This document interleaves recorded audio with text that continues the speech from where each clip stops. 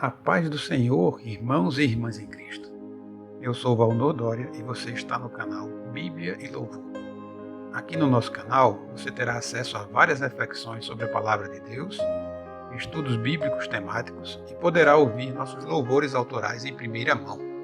Se você gostar do nosso conteúdo, não se esqueça de deixar o seu like, de se inscrever no canal e de divulgá-lo o máximo que você puder. Vamos juntos semear a sagrada Palavra de Deus. Você já se perguntou o porquê as pessoas rejeitaram Jesus e preferiram que Pilatos libertasse Barrabás, uma espécie de terrorista daquela época, ao invés de Jesus, um inocente, que só havia feito bem a tantos? Vou responder diretamente. A razão foi decepção, frustração. Eu explico. A nação de Israel, onde Jesus nasceu e vivia, estava sob o domínio do Império Romano, na época de Jesus. Para termos uma ideia do que o povo de Israel sentia, imagine que de uma hora para outra o Brasil fosse invadido por forças estrangeiras e passássemos a sermos escravos da nação invasora. Qual seria o nosso desejo? Imagine ainda que, se além de termos perdido nossa liberdade, essa força dominadora fosse opressora e só quisesse extrair de nós todas as riquezas, nos obrigando a pagar-lhes pesados tributos, com pouquíssima contrapartida da parte dos conquistadores. Será que somente eu gostaria de expulsar o invasor e restaurar a liberdade da minha nação? Pois bem, essa era exatamente a situação de Israel, e o povo clamava a Deus por um libertador. Era por um Messias assim que eles aguardavam. Um líder político e militar que Deus iria enviar para libertar Israel da opressão romana e restaurar a glória da nação. Inclusive, os próprios discípulos de Jesus tinham essa expectativa. Quando Jesus foi capturado, eles o abandonaram, talvez pensando, ele não é quem achávamos que fosse. E voltaram para as suas vidinhas, tendo a certeza de que todo o sonho tinha ido por água abaixo. À medida que o povo via os milagres que Jesus fazia, alimentando multidões e curando todo tipo de enfermidade, ficava cada vez mais convencido de que Jesus seria o libertador de Israel, que eles tão ansiosamente aguardavam. Quando Jesus entrou em Jerusalém no domingo que antecedeu sua morte, domingo de Ramos, ele foi aclamado pelo povo. Aquele seria o momento da redenção da nação, imaginava a multidão oprimida. Na sexta-feira seguinte, a mesma multidão optava pela liberdade de Barrabás e clamava a Pilatos que crucificasse Jesus. Que mudança radical! O que teria motivado tal mudança de atitude entre o domingo de Ramos e a sexta-feira da crucificação? Frustração da expectativa que havia nascido no coração daquelas pessoas. Esta é a resposta. Decepção.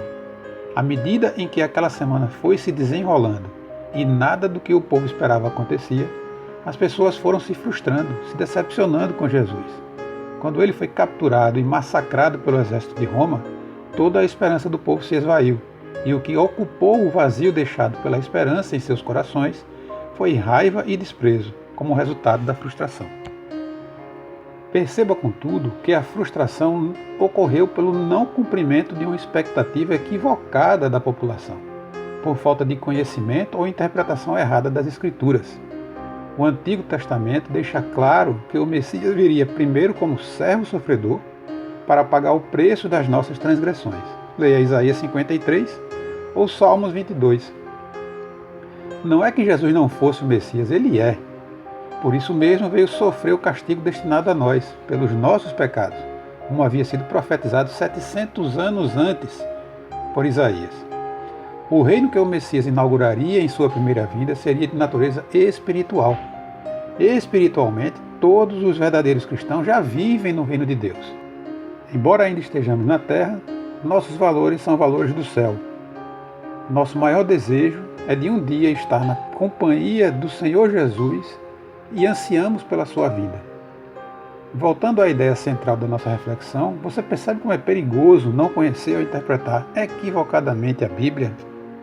Cuidado então para não cair na armadilha da frustração. Muitas vezes criamos expectativas infundadas com relação a Deus. A primeira coisa que precisamos entender é que Deus não é o gênio da lâmpada, que existe para realizar os seus e os meus desejos. Ele é Deus, o Todo-Poderoso, o Criador de tudo e de todos, o Autor da vida, aquele que tem autoridade sobre todos, pois é o nosso Criador, o soberano Deus. Nós não existimos porque decidimos existir, mas sim porque Deus nos deu a oportunidade de viver. Nós é que existimos para fazer a sua vontade e não o contrário. Ponto final. Não cobre de Deus o que Ele não prometeu na sua palavra. Ao mesmo tempo, pode cobrá-lo acerca de tudo o que Ele prometeu e está registrado na Bíblia. Outra coisa que precisamos entender é que Deus não prometeu vida fácil a ninguém. Pelo contrário, leia João 16:33. Portanto, conheça a Bíblia, estude a palavra de Deus, para que você possa conhecer seu caráter e sua vontade revelada. Quando as coisas não forem bem, não forem como você gostaria, examine a sua conduta. Veja se você está se comportando de acordo com a vontade de Deus. E ainda que esteja e tudo não vá de acordo com as suas expectativas, lembre-se de quem é Deus e que todas as coisas cooperam para o bem daqueles que amam a Deus, daqueles que foram chamados conforme o seu propósito. Romanos capítulo 8, verso 28. Isso foi escrito por Paulo. Antes de você criticá-lo, leia o Novo Testamento e veja como foi a vida desse homem.